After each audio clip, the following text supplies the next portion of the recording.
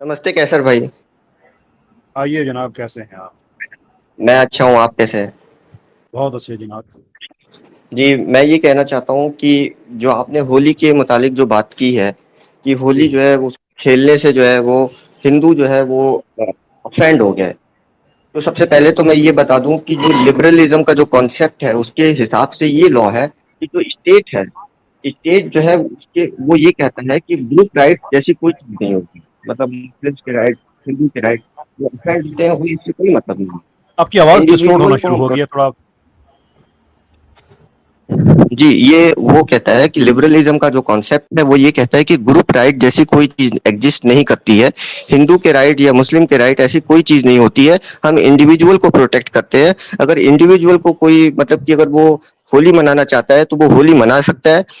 तो ये स्टेट इसमें इंटरफेयर नहीं कर सकता। इसको कहते हैं लिबरलिज्म। दूसरी बात जो उन्होंने कही कि कुछ लोग होली खेल इसमें रहे थे, उन्होंने मैं irrespective. Complete let me complete. No sir, तो you going in the wrong direction. I will let you complete, लेकिन जब आप टॉपिक पे आएंगे, इररिस्पेक्टिव जो आपने बात कही है, ये गलत है बजाते खुद। लेकिन व्हाट आर द 10 गुड, ये जो आपने 10 गुड चीजें आप बताने लगे हैं, ये आप हमें एथिज्म की नहीं, बताने लगे हैं, लिबरलिज्म की, या सेकुलरिज्म की बताने लगे हैं? मैं लिबरलिज्म की मैं बात कर रहा हूँ और मैं सेकुलरिज्म में भी बिलीव करता हूँ। मैं दोनों की बात कर रहा हूँ। मैं आपको ये कह रहा हूँ कि होली का जो आपने बात किया है, मैं अभी सुन रहा था, ये आप जो कह रहे हैं ये गलत है। स्टेट जो है वो ये कहती है कि ग्रुप राइट जैसी कोई चीज नहीं होती। आप हिंदू अफेंड हो या मुस्लिम अफेंड हो, इससे स्टेट को कोई लेना देना नहीं है। उसका काम है इंडिविजुअल की राइट को प्रोटेक्ट करना। अगर वो होली खेलना चाहता है, चाहे वो मुसलमान हो या क्रिश्चियन हो, चाहे वो हिंदू ईद मनाना चाहते हैं, स्टेट उसमें नहीं आ सकती। इसको कहा जाता है liberalism.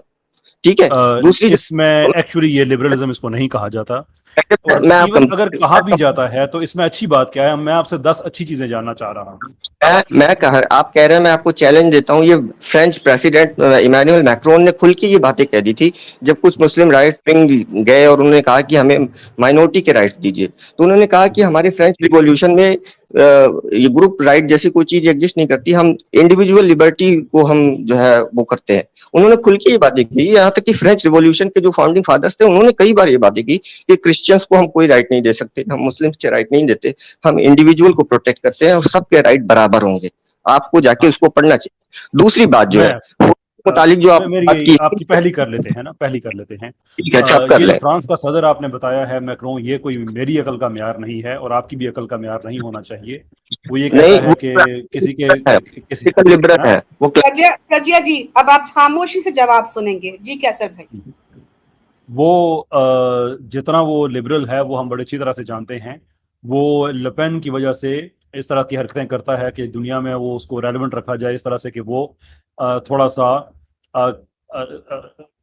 Note extreme right wing, लेकिन उसकी टेंडेंसीज उस तरह की हों।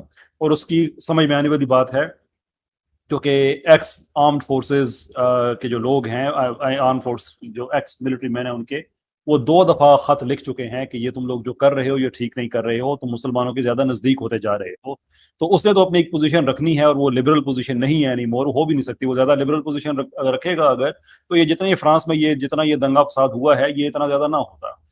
खैर, 1 मिनट के लिए इस बात को मान भी ले जो आपने कहा ये ऐसे ही है, तो इसमें अच्छी बात क्या है मुझे आप ये बताइए। लिबरलिज्म की क्या कहता है? ये मेरी फील्ड है, आई अंडरस्टैंड लिबरलिज्म क्या कहता है। अच्छा उसमें क्या है, मैं आपसे ये सुनना चाहता हूँ। मैं वही बात कह रहा हूँ कि पहले ये आप जो बातें कह रहे हैं कि मैं प्रिंसिपल्स की बातें कर रहा हूँ। आप प्रिंसिपल्स को समझिए, मैं फंडामेंटल की बात कर रहा हूँ। मैं इमैनुअल मैक्रोन को आप छोड़ दे। मैं फंड आप जो मुझे उनके खबर फाउंडिंग, क्यों दे रहे हैं कि वो क्या? मुझे बताएं कि ये है प्रिंसिपल और ये है इसकी अच्छाई। मुझे वो बता, अच्छाई पे मेरा इंटरेस्ट है, बाकी information I am sorry sir, मैं उसमें इंटरेस्ट नहीं रखता। फरमाइए। सर आप सर आप जब सुनेंगे तब मैं बताऊंगा ना। जब आप मेरे को सुनेंगे, मेरे को बोलने का प्लीज मौका देंगे तब मैं बोलूंगा। मैं ये कह फरमाइए रहा हूँ, प्लीज। जो आपने कहा कि कुछ मुस्लिम लड़कियों जो है उनके ऊपर रंग फेंका गया, वो ऑफेंड हो गई। तो ये ऑफेंड होने के, जैसे हमारे यहाँ क्या है कि कुछ बच्चे जाते हैं, जैसे ईद आती है तो नमाज पढ़ने बहुत भीड़ इकट्ठी हो जाती। तो कुछ लड़के जो है ऐसे भी होते हैं कि जो दंगई कर देते हैं, कुछ कुछ बदतमीजी भी कर देते हैं, बच्चे होते हैं। लेकिन इसका मतलब ये नहीं कि आप नमाज को बंद कर दें। या अजान जैसे होती है तो उसमें ये कहा जाता है कि ला इलाहा। अच्छा, ये प्रजा साहब को मैंने बैक स्टेज भेजा है, सही इसलिए है। कि ये एक बड़े टाइम से एक प्रैक्टिस चली आ रही है कि टॉपिक पे ना आना और अपनी बात किए जाना किए जाना किए जाना, ये हो नहीं सकता। प्रजा साहब आप रहिएगा, मैं दोबारा आपको मैं स्टेज पे लूंगा, लेकिन इस शर्त पे लूंगा कि आपने मुझे कुछ अच्छी बातें बतानी है। आप ये कहते हैं मैं आपको बात नहीं करने देता, मैं आपको मौका नहीं देता, लेकिन जब मैं आपको मौका देता हूं तो आप टॉपिक से हट के जो भी आपने यहाँ पे आप तकरीर करने आए हैं आप वो तकरीर करना शुरू कर देते हैं। My brother, I am not interested in your speech, in fact I couldn't care less. मुझे आप अपने जो लिबरलिज्म है, सेकुलरिज्म है, उसकी कोई 10 अच्छी बातें बता सकते हैं या नहीं बता सकते। Your speech doesn't matter to me, trust me it doesn't. मैं दोबारा से आपको लेता हूं, बताइएगा, शुरू कीजिएगा कि ये पहली अच्छी बात है, ये दूसरी अच्छी है, फिर वन बाय वन को एड्रेस करते हैं। Welcome back. Thank you so much sir. सबसे पहले तो मैं ये कहना चाहूंगा कि जो सेक्युलरिज्म में जो सबसे बेहतरीन बात है वो ये है कि सेक्युलरिज्म का जो कॉन्सेप्ट है वो टॉलरेंस की बात करता है, म्यूचुअल रिस्पेक्ट की बात नहीं करता है। मैं ये बात कह रहा हूँ, टॉलरेंस का मतलब ये होता है कि ये सेक्युलरिज्म का कॉन्सेप्ट वेस्ट में आया था क्योंकि क्रिश्चियन जो है वो ज्यूस को बर्दाश्त नहीं कर पाते थे। तो उसमें ये बहुत अच्छी बात है कि अब ज्यूस जो है अब अगर उनके ऊपर अटैक होगा तो स्टेट जो है अब इंटरफेयर करके अब उनको पनिश करेगी, चर्च को पनिश करेगी। ये सबसे अच्छी बात है इसमें सेक्युलरिज्म। ये ठीक पहली है, सबसे अच्छी बात है। आपने इसको जरा टेस्ट करता है कि आपने कहा कि ये टॉलरेंस की बेस पे है। किसी भी सेकुलर मुल्क में अगर कोई रिलीजियस रूल बनाया जाए तो क्या वो सेकुलर कंट्री टॉलरेट करेगा उसको? अच्छा, मैं इनको खुद म्यूट कर रही हूँ क्योंकि आवाज पलट के आ रही है। तो प्रज्ञा भाई आप जब बात मुकम्मल कर लें तो म्यूट कर दे खुद को। जी अब बात कंप्लीट सर। मैं ये कह रहा हूँ कि सेक्युलरिज्म में जब यहूदियों को जिंदा जलाया जा रहा था तो स्टेट ने कहा कि हम उनको प्रोटेक्ट करेंगे, अगर कोई अब उनको अफेंड करे, मतलब कि अब उनको कोई मारेगा पिटाई करेगा, उनको पूजा करने का राइट पूरा मिलेगा। तो सेक्युलरिज्म में ये अच्छी बात है कि दूसरों लोगों को भी राइट मिल सकता है, इंडिविजुअल राइट को प्रोटेक्ट, ये अच्छी बात है सेक्युलरिज्म में, ये बहुत अच्छी बात है। तो क्या आप ये मानते हैं कि सही बात है, अच्छी बात है?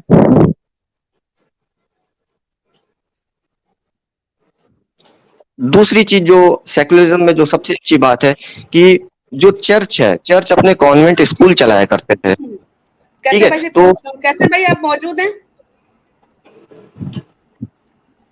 Hello ji, very sorry I had to move away from the station, लेकिन मैं आपकी बात में समझ गया था। जो आपने सवाल किया था वो ये था कि जो इसमें सॉरी होल्ड ऑन 1 सेकंड। जी मैं बोलूं, मैं बोल सकता हूँ? जी जी बोलिए बोलिए। जी, तो पहली चीज तो ये है कि दूसरे रिलीजन या दूसरे फेथ को रिस्पेक्ट मिलनी शुरू हो गई वेस्ट के अंदर, पहली चीज। दूसरी चीज जो सेक्युलरिज्म में बहुत अच्छी थी कि जो चर्च के लोग थे वो कहते थे कि हम साइंस की स्कूल नहीं चलाना चाहते, हम तो कॉन्वेंट चलाना चाहते हैं। तो मार्टिन लूथर किंग उन लोग का कहना था कि आप लोग अपने कॉन्वेंट चलाएं, उसमें रिलीजियस एजुकेशन दे, लेकिन जो साइंस के स्टूडेंट स्कूल्स हैं उसको आप अलग रखें। तो उसमें सबसे अच्छी बात कि साइंस को बहुत फरोख्त मिला और टैक्सोनॉमी और बड़ी बड़ी इवोल्यूशन वगैरह पढ़ाई की गई, पैरेलल में वो भी होती थी। तो साइंस का डेवलपमेंट था। जो क्रिश्चियनिटी थी वो एक तरह से डार्कनेस थी यूरोप के लिए। तो दूसरी सबसे बेहतर चीज ये थी। तीसरी जो सबसे बेहतर चीज आई कि वहां पे कि ब्लास्फेमी का लॉ चलता था। मतलब यूरोप में ब्लास्फेमी एक बहुत आम चीज थी। तो इससे जो है क्या हुआ कि जब ये धीरे धीरे जब वहां पे ग्रीक फिलोसफी जब आई और इंडिया की, चाइना की, दूसरी जगह की जो फिलोसफी गई, तो वहां पे एक इंटेलेक्चुअल क्लास पैदा हुई। धीरे धीरे फिर लिबरलिज्म का दौर आया और आज यूरोप के जो छोटे छोटे मुल्क हैं वो दुनिया भर के देशों के ऊपर वो जो है उनका इन्फ्लुएंस पड़ा। हमारे देश में कितना उनका इन्फ्लुएंस हुआ। तो साइंस, टेक्नोलॉजी और एथिक्स, आर्ट, कल्चर, हर एक चीजों में आगे जाते गए। हमें ये पॉजिटिव पॉइंट देखना चाहिए कि सेकुलरिज्म का ये फायदा हुआ। ठीक है। चौथी जो बात है कि यूरोप के अंदर औरतों के हकूक नहीं थे, वो वोट का राइट उन्हें नहीं था और वो पूरे फुल कपड़े में 100 साल पहले वो जो है वो होती थी, विच हंटिंग होती थी, कैनिबलिज्म होता था। बहुत मैं थोड़ी सी यूरोप अच्छा बन गया। मौका दीजिएगा, आपने बहुत पॉइंट्स रख दिए, मुझे थोड़ा सा मौका दीजिएगा, आप अपने 10 जरूर पूरे कीजिएगा, लेकिन अभी तक जो आपने बातें कही, मुझे ये बताइए कि इस वक्त हमारे पास जो दुनिया में सबसे बड़ी एग्जांपल है किसी सेकुलर कंट्री की, वो अमेरिका है, यूएस है। तो क्या अमेरिका में कोई रिलीजियस गवर्नमेंट बन सकती है? नहीं, मैं ये नहीं कह रहा हूँ कि वो सेक्युलर है या नहीं है। हालांकि उसमें जो रिलीजियस फ्रीडम एक्ट जो उन्होंने बनाया, मैं बता रहा हूँ, वो ये कह रहे हैं कि freedom is a different thing. Yes, freedom is a different thing sir. आप पाकिस्तान और इंडिया की मिसाल ले लें। इंडिया एक सेकुलर कंट्री है कॉन्स्टिट्यूशनली स्पीकिंग, लेकिन कॉन्स्टिट्यूशन सेकुलर होने के बावजूद हिंदुओं को, मुसलमानों को, सबको आज़ादी देता है कि अपने रिलीजन को प्रैक्टिस करें। उसके नेबर में पाकिस्तान एक इस्लामिक कंट्री है, लेकिन पाकिस्तान का इस्लामिक कॉन्स्टिट्यूशन अलाउ करता है मुसलमानों को, हिंदुओं को, सबको कि अपने रिलीजन को आज़ादी से प्रैक्टिस करें, which means this is nothing unique about secularism. ये किसी भी सिस्टम में आपको आज़ादी मिल सकती है। सवाल मेरा आपसे ये है कि अमेरिका में अगर वहां पे कोई रिलीजियस बेस्ड लॉ बनाने की कोशिश की जाए, जो लोग भी बनाना चाहते हैं, तो क्या ये पॉसिबल है या नहीं है? चूंकि रिलीजन, देखिए मैं आपको एक बात बता दूं, रिलीजन एक अलग मेरे चीज सवाल है। का जवाब दे दे, मेरे पास पीछे बहुत से और लोग हैं, तो I am very sorry to be direct, लेकिन मुझे बताइएगा अमेरिकन कॉन्टेक्स्ट में, क्योंकि वो सबसे बड़ा सेकुलर कंट्री है, क्या वहां पे कोई रिलीजियस लॉ बनाया जा सकता है? सबसे पहली बात तो ये है कि कोई बड़ा और छोटा सेकुलर कंट्री नहीं होता है, मैं ये इस बात को बहुत क्लैरिफाई कर दूं। अच्छा, इसको भी छोड़ें, अमेरिका में कोई बनाया जा सकता है कोई रिलीजियस लॉ? नहीं, जो मतलब फ्रीडम है, जो सेक्युलर का मतलब है कि अगर डॉगमेटिक मतलब डॉगमा मानना चाहता है, पब्लिक मानना चाहती है माने, लेकिन स्टेट जो इकोनॉमिक पॉलिसीज बनाएगी, जो एजुकेशन पॉलिसी बनाएगी, उसमें रिलीजन का कोई इंटरफेरेंस नहीं होगा। स्टेट सेक्युलरिज्म का मतलब ये है, और ये बहुत सही जी, बिल्कुल आपने कहा, ये आपने कहा बड़ी अच्छी बात है। Now here is the problem, जो आपने बात कही है, ये अमेरिका के कॉन्स्टिट्यूशन के फर्स्ट अमेंडमेंट में बिल्कुल ऐसे ही लिखा है कि रिलीजन पे कोई अथॉरिटी नहीं होगी गवर्नमेंट की, वो कोई ऐसा इंस्टीट्यूट भी नहीं बना सकती, बॉडी भी नहीं बना सकती। लेकिन अगर लोगों की डेमोक्रेटिक विल ये है कि नहीं ऐसा होना चाहिए और सेकुलरिज्म ऐसा होने नहीं देगा, तो मुझे ये बताइए कि जो सेकुलरिज्म खुद डेमोक्रेसी के खिलाफ खड़ा हुआ है, वो अच्छा कैसे हो गया? है वो तो चोरों में भी होता है, लुटेरों में भी होता है कि भाई वो लीडर चुन लेते हैं, लेकिन डेमोक्रेसी एक डिफरेंट थिंग है। मैं सेक्युलरिज्म की बात कर रहा हूँ। मैं आपसे यही कह रहा हूँ कि डेमोक्रेसी या सेकुलरिज्म में से अगर हमें कोई एक चीज चूज करनी पड़े, तो वो सेकुलरिज्म तो नहीं हो सकता ना, क्योंकि लोगों की विल की बेस पे आपका सिस्टम ऑफ गवर्नमेंट बनता है। लेकिन वो सिस्टम ऑफ गवर्नमेंट इतना ताकतवर हो जाए कि लोगों की विल सबवर्ट होना शुरू हो जाए, तो वो अच्छा कैसे रह गया फिर? डियर सर, मैं लिबरल डेमोक्रेसी की बात कर रहा हूँ, मैं लिबरल डेमोक्रेसी की बात कर रहा हूँ। तो इस लिबरल डेमोक्रेसी की आप इसलिए बात कर रहे हैं कि लिबरल डेमोक्रेसी के बाहर अगर आप जाएं, for example whatever means by the religious democracy, तो उसमें फिर जो सेकुलरिज्म है उसके पास सॉल्यूशंस नहीं है। सर मैं आपको बता रहा हूँ ना, जैसे फ्रेंच जब रिवॉल्यूशन हुई थी, तो उन्होंने ये कहा था कि स्टेट से बड़ी कोई पावर नहीं होनी चाहिए, क्योंकि इससे अनार्की हो जाती है। अगर रिलीजियस जो जैसे आपके यहाँ टीएलपी टाइप के अगर लोग अगर थोड़े से पावर हो जाए, मोबिलाइज कर ले, तो स्टेट खत्म हो जाएगी। तो उन्होंने कहा कि अगर ये लोग स्टेट के कामों में इंटरफेयर करेंगे तो फिर हम तलवार उठा लेंगे। ये उन्होंने खुद कहा लेकिन है।